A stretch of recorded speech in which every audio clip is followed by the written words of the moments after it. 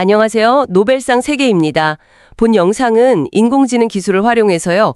허구성이나 과장성, 또 추측성 정보는 걸러내고 검증된 정확한 지식과 지혜만을 엄선해서 전해드립니다. 네. 노벨상 세계는 오늘날 그 AI 시대의 일방적인 지식 전달 방식과는 좀 다르게 인류 복지에 기여한 현인들의 심오한 지혜, 또 덕성, 헌신 이런 것에 초점을 맞추는 채널입니다. 맞습니다. 깊이가 있죠. 오늘 노벨상 세계에서는 1970년도 노벨 물리학상 공동 수상자죠. 한네스 알벤과 루이 네엘에 대해 자세히 살펴보겠습니다. 네, 아주 흥미로운 두 분입니다. 이분들이 우주와 또 물질 속에 있는 그 보이지 않는 힘의 비밀을 어떻게 밝혔는지 한번 같이 알아보시죠. 자, 첫 번째 이야기인데요. 우주와 자성의 비밀을 밝힌 두 거인. 역시 서론격이 되겠네요. 네. 20세기 중반에 물리학이 크게 보면 두 방향으로 나아갔다고 할 수 있겠어요. 하나는 저 광활한 우주의 플라즈마와 전자기장, 또 다른 하나는 아주 작은 물질 내부 원자의 자성, 뭐 이렇게요. 네, 그렇죠. 겉보기에는 우주랑 원자 엄청 스케일 차이가 나잖아요. 네, 완전 다르죠. 근데 이게 들여다보면요. 두 연구 모두 결국에는 우리 눈에 보이지 않는 어떤 힘, 그리고 질서가 이 세상을 지배하고 있다는 걸 보여준다는 점에서 통합니다. 아, 보이지 않는 힘과 질서. 네. 그래서 1970년 노벨상은 바로 이 두 흐름을 대표하는 두 분, 스웨덴의 알벤과 프랑스의 네엘에게 돌아간 거죠. 그렇군요. 알벤은 그 유명한 알벤파로 우주가 그냥 텅 빈 진공이 아니다 이걸 밝혔고, 네엘은 반강자성 이런 개념으로 현대 자성재료 과학의 기초를 닦았다. 야, 들어보니까 두 분 다 진짜 보이지 않는 힘을 탐구했다는 공통점이 있네요. 정확합니다. 그리고 이게 그냥 이론에서 그친 게 아니고요. 현대 우주과학이나 재료과학, 더 나아가서는 우리가 매일 쓰는 여러 기술 혁신에 아주 중요한 토대가 됐습니다. 좋습니다. 그럼 두 번째로 한네스 알벤, 스웨덴에서 성장한 전자기학의 선구자, 이분 이야기부터 좀 더 들어가 볼까요? 네, 알벤. 1908년 스웨덴에서 태어나셨고 어릴 때부터 자연 속에 보이지 않는 힘, 특히 전기나 자석이 아주 매료되었다고 해요. 맞아요. 스톡홀름에서 공부할 당시에 물리학계는 사실 그 양자역학이 완전 대세였거든요. 그랬겠죠. 근데 알벤은 조금 다른 길을 갔어요. 뭐랄까, 상대적으로 좀 주목받지 못했던 플라즈마, 그리고 우주 전자기 현상에 집중을 한 거죠. 플라즈마요? 네. 우주 공간이라는 게 그냥 텅 빈 진공 상태가 아니라 전하를 띤 입자들, 그러니까 플라즈마 상태의 물질과 자기장이 아주 복잡하게 얽혀있는 그런 매질일 수 있다. 이런 가능성을 처음으로 좀 진지하게 제기한 겁니다. 와, 당시로서는 진짜 좀 남다른 길을 걸었던 셈이네요. 그렇죠. 그리고 이게 결국 나중에 알벤파 발견으로 이어진 거고요. 또 보니까 이분의 좀 실용주의적인 접근 방식도 특징이라고 하네요. 네, 이론뿐 아니라 실험이나 관측과의 연결을 중요하게 생각했습니다. 자, 세 번째는 루이 네엘, 프랑스 그르노블에서 자성 연구의 씨앗을 틔우다. 이번엔 프랑스로 가보죠. 네, 네일입니다. 1904년 프랑스 리옹 출생이시고 이분 역시 어릴 때부터 자석에 대한 호기심이 아주 남달랐다고 합니다. 파리의 그 유명한 고등사범학교에서 물리학을 공부하셨고요. 네, 네일은 당시 이제 많은 물리학자들이 집중했던 강자성체 연구, 그러니까 자석에 잘 달라붙는 그런 물질들 있잖아요. 네, 흔히 생각하는 자석이요. 그렇죠. 근데 그런 연구를 넘어서서 자성이 좀 약하거나 아니면 겉으로 보기엔 아예 없는 것처럼 보이는 물질이들, 근데 얘네들이 좀 특이한 자기적 거동을 보이는 것에 주목을 했습니다. 자성이 약하거나 없는 물질이요? 네, 원자 수준에서 보면 아주 작은 자석, 이걸 스핀이라고 부르는데 이 스핀 배열이 서로 반대 방향으로 딱 정렬해서 그 효과가 상쇄되는 그런 상태, 이걸 반강자성이라고 하는데 이런 개념의 기초를 다진 시기입니다. 반강자성이라 그르노블의 좀 조용한 연구 환경이 이런 깊은 사색이나 실험에 도움이 되었다는 점도 좀 인상적이네요. 네, 그런 분석도 있습니다. 그르노블이 연구에 집중하기 좋은 환경이었다고들 하죠. 네 번째 이야기로 넘어가 보겠습니다. 두 과학자의 학문적 전환점, 서로 다른 길. 자, 앞서 이야기 나눈 것처럼 알벤은 거시적인 우주 플라즈마 현상으로, 네엘은 미시적인 물질 내부의 스핀 배열로 이렇게 연구 방향을 딱 정하게 된 거군요. 맞습니다. 알벤은 아주 광대한 우주 스케일에서 볼 때 중력만으로는 설명 안 되는 현상이 너무 많다. 여기서 던자기력이 핵심적인 역할을 할 거다. 이렇게 본 거고요. 네. 반면에 네엘은 물질이 나타내는 다양한 거시적인 성들들이 결국엔 그 내부 원자들의 미시적인 자기적 배열, 즉 그 보이지 않는 질서에서 비롯된다. 이걸 파고든 거죠. 아하. 두 분 다 그 기존 이론의 어떤 한계랄까? 그런 틀에 안주하지 않고 그걸 넘어서려고 했다는 점, 이게 아주 중요한 공통점입니다. 이야, 정말 주류에서 살짝 벗어나서 각자 자기만의 길을 개척한 건데 결국 그게 노벨상 수상으로까지 이어진 결정적인 계기가 된 거군요. 그렇죠. 용기와 통찰력이 정말 대단했던 분들이죠. 5번째입니다. 알벤의 플라즈마 우주론. 알벤파로 열린 새로운 천체 물리학. 자, 그럼 알벤의 가장 대표적인 업적, 알벤파에 대해서 좀 더 자세히 알아보죠. 우주가 플라즈마로 가득 차 있고 이게 자기장이랑 상호작용한다. 이게 핵심인 거죠? 네, 핵심은 그겁니다. 근데 더 중요한 건 플라즈마가 단순히 우주 공간을 채우는 어떤 수동적인 매질이 아니라는 거예요. 수동적인 게 아니다? 네, 알벤은 이 플라즈마가 자기장이랑 딱 결합하면 마치 그 기타줄 튕기듯이 파동, 즉 알벤파를 만들어서 에너지를 전달할 수 있는 아주 능동적인 존재라는 걸 이론적으로 증명해낸 겁니다. 와, 기타줄처럼요? 그렇죠. 당시에는 태양풍이라던가 오로라 같은 현상들을 주로 중력이나 그냥 가스의 흐름 정도로만 설명을 하려고 했거든요. 네, 그랬을 것 같아요. 근데 알벤은 이게 본질적으로는 전자기적인 현상이다. 이걸 밝혀낸 거죠. 와, 그러니까 우주가 그냥 텅 빈 진공 상태가 아니라 뭐랄까, 거대한 전기 회로처럼 작동하는 그런 전기적 우주라는 개념으로 확 바뀐 거네요. 바로 그겁니다. 이 개념이 처음 나왔을 때는 사실 반대도 많고 논란도 있었죠. 그랬겠죠. 워낙 파격적이니까. 네. 하지만 이후에 인공위성 관측이나 여러 실험을 통해서 이 알벤파의 존재가 명백히 확인이 됐어요. 아, 결국 증명이 됐군요. 네.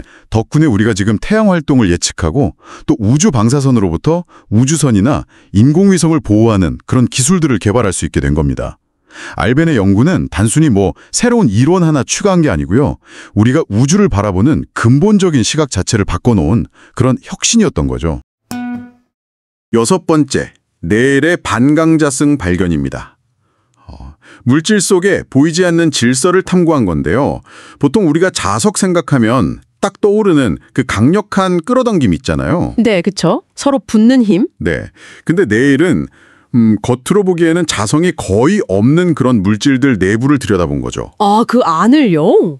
신기하네요. 네. 봤더니 그 안에 원자들의 작은 자석들, 이걸 스핀이라고 하죠. 네, 스핀. 이 스핀들이 서로 완전히 반대 방향으로 딱 정렬해 있는 거예요. 서로 마주보고 있다 이런 건가요? 그렇죠.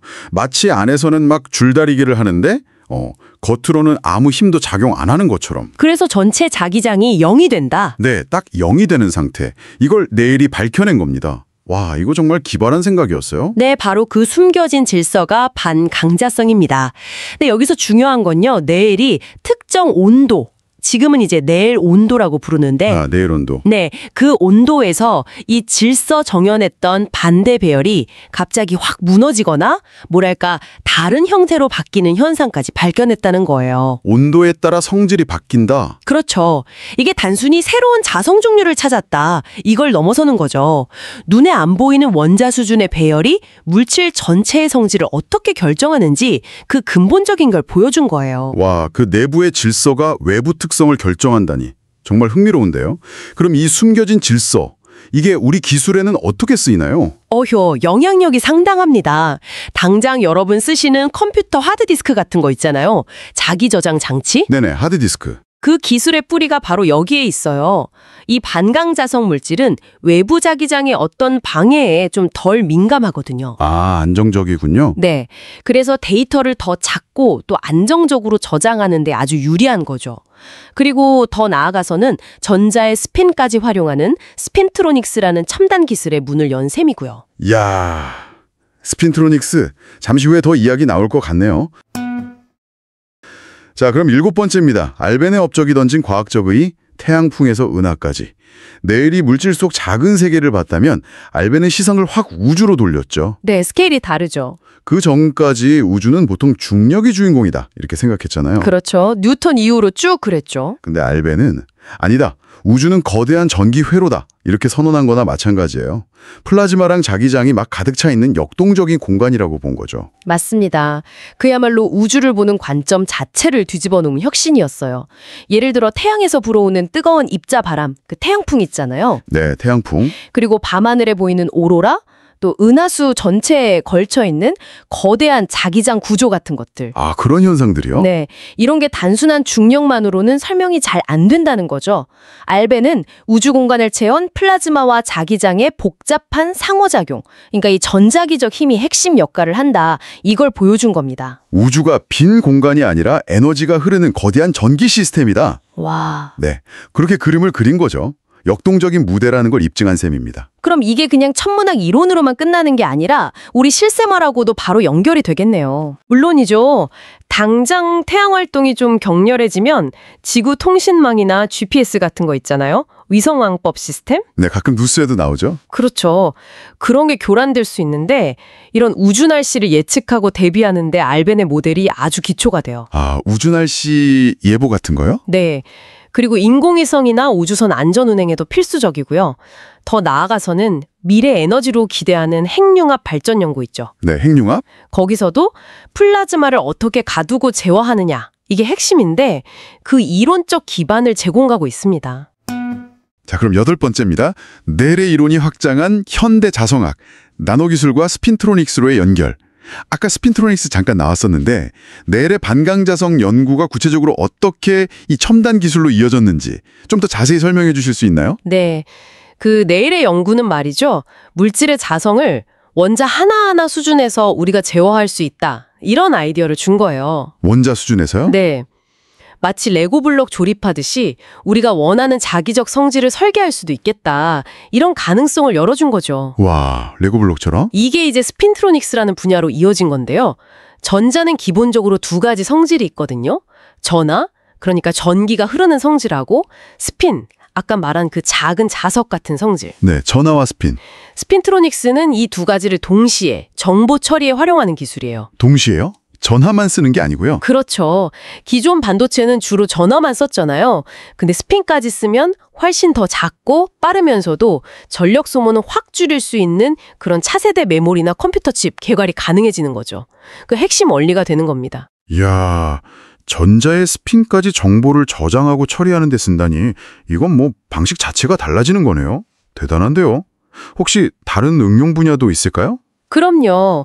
아주 작은 나노미터 크기의 자성 입자 아시죠? 네, 나노입자. 이걸 이용해서 몸속의 특정 암세포 같은 질병 부위를 아주 정밀하게 찾아내는 진단 기술이라든지 아니면 약물을 딱 필요한 곳에만 정확하게 전달하는 그런 시스템 개발에도 활용되고 있어요. 의료 분야에서도 쓰이는군요. 네. 또 아주 미세한 자기정 변화까지 감지해야 하는 초고감도 센서 같은 것들. 이런데도 넬의 아이디어가 여전히 살아 숨쉬고 있는 거죠. 그러니까 그의 이론은 그냥 과거의 발견이 아니라 지금도 계속해서 새로운 기술 혁신을 이끌고 있는 뭐랄까 살아있는 지식인 셈입니다. 그렇군요.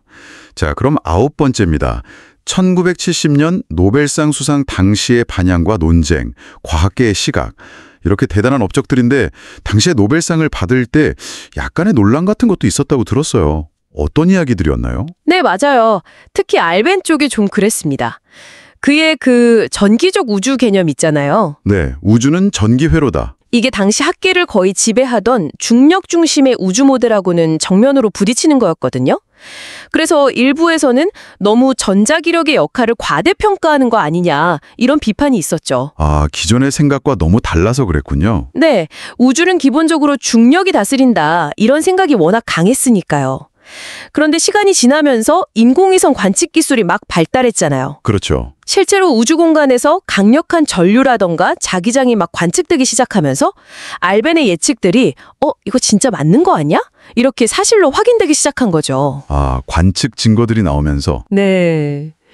넬의 반강자성 이론은 상대적으로 논란은 좀 적었지만 그 개념 자체가 워낙 새롭고 또 아주 미시적인 세계를 다루다 보니까요. 처음에는 그 중요성을 모두가 다 바로 이해하고 받아들이는 데는 시간이 좀 걸렸던 것 같아요. 낯설었던 거죠. 결국에는 시간이 지나면서 그들의 선구적인 통찰력이 제대로 증명된 셈이네요. 그렇다고 봐야죠. 결과적으로 1970년 노벨 물리학상은 정말 극과 극의 스케일이었어요. 아주 작은 원자 세계의 질서, 넬과 어마어마하게 거대한 우주 공간의 역학, 알벤. 정말 정반대네요. 네, 하지만 둘 다 보이지 않는 힘과 구조를 밝혀낸 두 거장에게 돌아간 거죠. 이 수상을 계기로 해서 플라즈마 우주론이라던가 현대 자성학이 이제 물리학의 당당한 주요 분야로 확실히 자리매김하게 된 뭐랄까 상징적인 사건이었습니다. 자, 10번째입니다. 알벤의 후속 연구와 우주 전자기학의 발전, 전 지구적 영향. 노벨상을 받은 이후에도 알벤은 연구를 멈추지 않았다고 들었습니다. 주로 어떤 방향으로 연구를 계속했나요? 네, 알벤은 특히 우주 기상, 스페이스 웨더 연구를 체계화하는 데 굉장히 힘을 쏟았습니다. 우주 기상이요? 아까 잠깐 나왔던? 네, 태양 활동이 변화하면 지구 주변의 우주 환경, 예를 들어 인공위성이 제대로 작동하는지, 우주 비행사는 안전한지, 또 지상의 통신 시스템에는 어떤 영향이 있는지, 이런 실질적인 영향을 예측하고 그 피해를 줄이려는 연구였죠. 아, 이론을 넘어서 아주 현실적인 문제 해결에 집중했군요. 그렇죠. 이건 단순히 뭐 학문적인 호기심 이게 아니라 우리가 이제 우주 시대를 살아가고 있잖아요. 우리의 기술 인프라와 안전을 지키는 아주 현실적인 문제와 딱 연결되는 거였습니다. 단순히 우주를 이해하는 걸 넘어서 그 우주 환경 변화가 우리 지구, 우리 생활에 미치는 영향을 대비하는 연구로 나아간 거네요. 정확합니다. 그래서 국제적인 협력을 통해서 전 세계적으로 우주 환경을 관측하는 네트워크를 만들자 이런 걸 지지했고요. 나사나 유럽 우주국 ESA 같은 실제 우주 탐사 프로젝트에도 직접 참여하면서 자신의 이론이 실제 문제를 푸는데 어떻게 쓰일 수 있는지 보여주려고 노력했어요. 직접 참여까지 대단하네요. 네. 그리고 또 미래 에너지원으로서 핵융합 연구의 중요성도 계속 강조하면서 그 플라즈마 제어 기술 발전에도 꾸준히 관심을 갖고 기여했습니다. 그러니까 알벤의 후속 연구들은 그의 이론이 단순히 천체 물리학에 머무는 게 아니라 우주 탐사, 통신, 에너지 같은 인류의 지속 가능한 미래와 직결된 과학으로 확장될 수 있다는 걸 아주 잘 보여준 거죠. 그렇군요. 그의 통찰력은 정말... 네, 그래서 그의 연구 성과는 지금도 우주 기상 예보부터 시작해서 위성 설계, 첨단 에너지 연구에 이르기까지 아주 광범위한 분야에서 핵심적인 이론적 기반으로 계속 활용되고 있습니다. 살아있는 거죠, 여전히. 11번째, 네일의 지도력과 후학 양성에 대해 이야기해보죠. 루이 네일, 이분은 노벨상 받고 그냥 연구만 하신 게 아니더라고요. 네, 맞아요. 그 이후의 활동이 정말 대단했죠. 프랑스 그르노블을 그야말로 유럽 자석 연구의 허브로 만들었어요. 특히 그 IIL, 그러니까 그르노블 고체 물리학 연구소 설립에 아주 큰 역할을 하셨다고요? 그렇죠. 중성자 산란 기술이라는 게 이게 물질 속을 들여다보는데 아주 강력한 도구인데 이걸 활용한 연구 기반을 딱 닦아놓은 거죠. 최전선을 구축했다고 할까요? 단순히 연구 거점을 만든 걸 넘어서 뭐랄까 국제적인 교류의 장을 여신 거네요. 네, 맞습니다. 유럽 전역의 과학자들이 와서 같이 연구하고 토론하는 그런 플랫폼을 만드신 거예요. 그리고 네일은 실험만 또는 이론만 파는 게 아니라 둘의 균형을 엄청 강조했어요. 아, 균형 잡힌 교육. 중요하죠? 네. 그리고 서로 협력하는 연구 문화, 이걸 조성하는 데 힘썼고요. 덕분에 이제 그 제자들이 자석 연구 분야를 이끌면서 유럽 전체의 과학 경쟁력을 높이는데 진짜 큰 기여를 했죠. 그 영향력이 연구실 밖, 그러니까 산업계까지 이어졌다는 점도 되게 흥미로운데요? 네네. 여기서 배출된 인재들이 많잖아요. 이분들이 우리가 쓰는 자기저장 장치, 뭐 하드디스크 같은 거요. 또 정밀 센서 개발 같은 첨단 산업 발전에 직접 기여를 한 거죠. 그러니까 기초과학 연구가 어떻게 실제 사회 발전으로 이어지는지 그 길을 직접 보여주신 셈이네요. 자, 그럼 12번째 주제로 넘어가세요. 이 두 분, 알벤과 네일의 성격이나 과학에 대한 철학은 어땠을까요? 들어보니까 두 분이 정말 많이 달랐다고 하던데요? 아, 네. 정말 스타일이 달랐다고들 하죠. 알벤 교수님 같은 경우는 굉장히 실용주의적인 면이 강했다고 해요. 이론이 있으면 이게 실제 우주현상이나 기술에 어떻게 연결될 수 있을까? 이걸 중요하게 생각했죠. 네, 현실 적용을 중시했군요. 네, 우주를 그냥 조용한 공간이 아니라 아주 역동적인 환경으로 봤고요. 그래서 관측하고 그걸 응용하는 데 초점을 맞췄다고 합니다. 그래서 때로는 기존 이론에 대해서 좀 직설적으로 비판하기도 하셨다고요? 그런 면이 있으셨군요. 반면에 루이 네엘은 좀 더 온화하고 굉장히 치밀한 성격이었다고 해요. 정반대네요. 네. 실험을 하더라도 아주 정밀하게 그리고 수학적으로 딱 떨어지게 분석해서 근본적인 진리를 탐구하는 데 집중했죠. 혼자 막 나서기보다는 협력을 중시했고요. 협력? 네. 물질 안에 숨겨진 그 보이지 않는 질서를 밝히는 데 큰 가치를 두셨어요. 당장의 응용보다는 기초과학 그 자체의 깊이나 중요성을 더 추구했다고 볼 수 있죠. 성격이나 접근 방식은 이렇게 달라도 공통점도 있었을 것 같은데요? 물론이죠.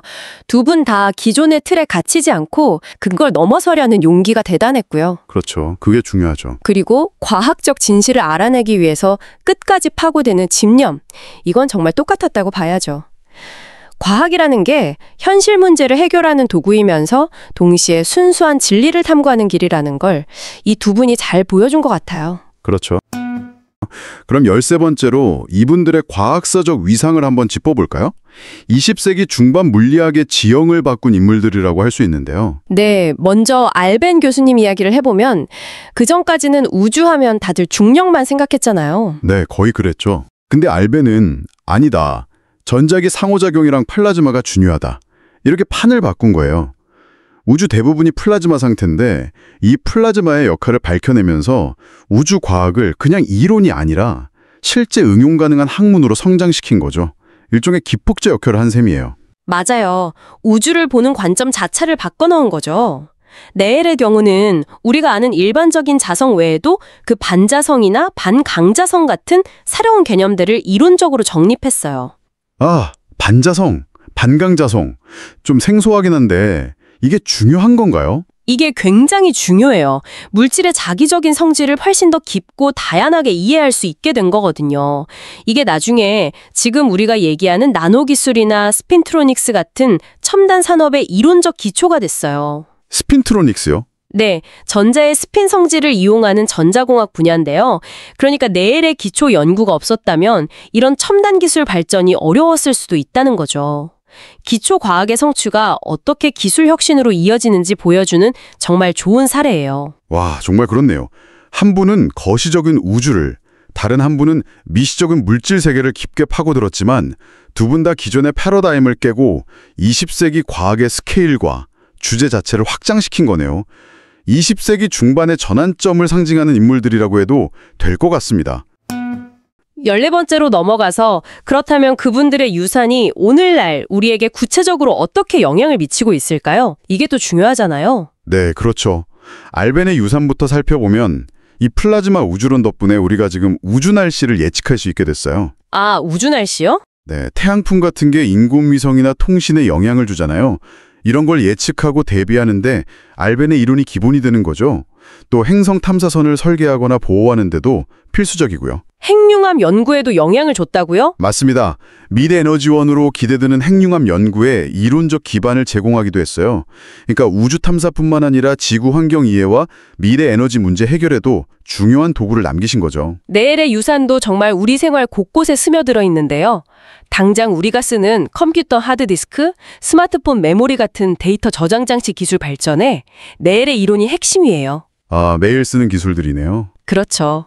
그리고 아까 잠깐 언급했던 스핀트로닉스, 또 양자정보과학 연구에도 계속 영향을 미치고 있고요. 심지어 병원에서 쓰는 MRI 기술 있잖아요. 그 성능 개선에도 네엘의 연구가 응용되고 있어요. MRI까지요? 정말 광범위하네요. 네, 물질을 정말 원자 수준에서 이해하고 제어해서 새로운 기능을 가진 소재를 만드는 길을 열어주신 거죠. 우리가 쓰는 첨단 기기 속에도 네엘의 지혜가 숨쉬고 있다고 할 수 있습니다. 와, 들어보니까 알벤은 우주를 보는 새로운 눈을, 네엘은 물질을 다루는 새로운 손을 우리에게 준 거네요. 이분들이 남긴 지적, 기술적 유산이 지금도 현대 과학과 산업을 이끄는 정말 중요한 동력인 것 같습니다. 그러면 지금까지 이야기를 500자 총평, 핵심 요약으로 요약해 보겠습니다. 네, 알벤은 플라즈마와 전자기장이 지배하는 뭐랄까 역동적인 전기적 생태계로서의 우주를 우리에게 보여줬고요. 내일은 반자성과 반강자성이라는 개념을 통해 물질 내부에 보이지 않는 질서를 드러냈습니다. 이분들의 업적은 우주 기상학에서부터 나노기술에 이르기까지 현대 과학기술의 핵심적인 기반이죠였죠. 서로 다른 철학을 가졌지만 기존의 틀을 깨는 용기와 집념으로 과학의 새로운 길을 열었습니다. 결국 과학이란 것이 지적 호기심을 충족시키는 동시에 인류의 미래를 위한 실용적인 도구가 될 수 있다는 것, 이 두 가지 가치를 모두 가질 수 있음을 이분들이 증명했다고 생각합니다. 이상으로 AI 시대의 지식의 홍수 시대에 대응하여 현인들의 지혜와 덕성과 헌신에 초점을 맞추는 노벨상 세계 채널의 1970년도 노벨 물리학상 공동 수상자 알벤과 네일에 대한 이야기를 마치겠습니다. 그러면 다음 1971년도 노벨 물리학상 수상자 데니스 가보르의 동영상에서 또 만나요. 안녕. 안녕.